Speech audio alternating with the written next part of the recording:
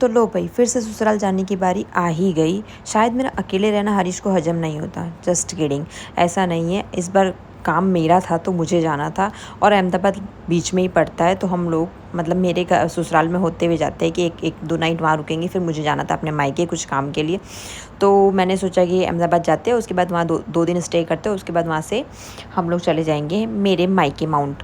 तो हम लोग निकल पड़े थे, तो लगभग हम लोग निकले थे दिन के 3 साढ़े 3 बज गई थी। और यहाँ पे जो मैं ये दिखा रही हूँ ना, ये इतना मतलब ऐसा देखो कितना कचरा पड़ा है, ऐसे में लोग रहते हैं, मतलब देख के भी इतना अजीब लगता है। लेकिन लोग रह रहे हैं ऐसे में, और हम लोगों को इतनी फैसिलिटी मिलने के बाद भी हम लोग इतने नाटक करते, ये नहीं है वो नहीं है। देखो ज़िंदगी कैसे कैसे गुजर जाती है। फिर हम लोग चढ़ गए नेशनल हाईवे पे। और ये जो हाईवे है ये मुझे बहुत अच्छा लगता है, क्योंकि इससे हम लोग बहुत जल्दी पहुंच जाते हैं। जो जो टाइमिंग हमको, जो ट्रैफिक हमको 3 साढ़े 3 घंटे में हम लोग अहमदाबाद पहुंचते, 3.5 तो नहीं कहूँगी, 4 घंटे में हम लोग अहमदाबाद पहुंचते थे, वो आज कट कर लगभग 2.5 या 3 घंटे में तो हम लोग अहमदाबाद टच हो जाते हैं, अगर अहमदाबाद में ट्रैफिक नहीं है तो। क्योंकि अहमदाबाद में ट्रैफिक होता है तो वहाँ पे 1 घंटा 1 डेढ़ घंटा लग ही जाता है, बाकी तो हम लोग बहुत आसानी से अहमदाबाद पहुँच जाते हैं, क्योंकि ये हाईवे इतना स्मूथ और बहुत अच्छा बना है। थोड़े रोड ख़राब है इसके, लेकिन उसका भी रिपेयरिंग का काम चल रहा है। लेकिन इसमें मतलब टाइम काफ़ी बच जाता है। आप लोग अगर जाना हो आपको सूरत टू अहमदाबाद, तो इसी हाईवे से जाओ। अभी पूरा बना नहीं है, वरना तो ये जयपुर तक बहुत अच्छा हाईवे, बट ये दिल्ली तक पूरा हाईवे, लेकिन ये अभी तक पूरा बना नहीं। आधे आधे में आपको उतरना पड़ता है, लेकिन हम लोग तो जब ट्रैवल करते हैं अहमदाबाद के लिए तो इसी हाईवे से जाते हैं।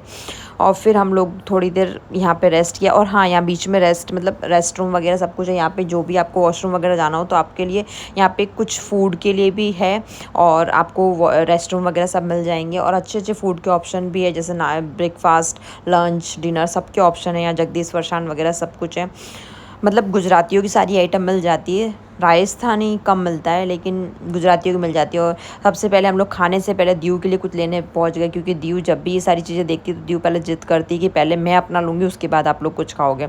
तो दीव का यहाँ पे कुछ मार्शमैलो वगैरह लिया, और वो खाने उसने वो लिया और उसको खाने की वो जिद करने लगी, तो मैंने उसको खोल के दिया, वो खा रही थी।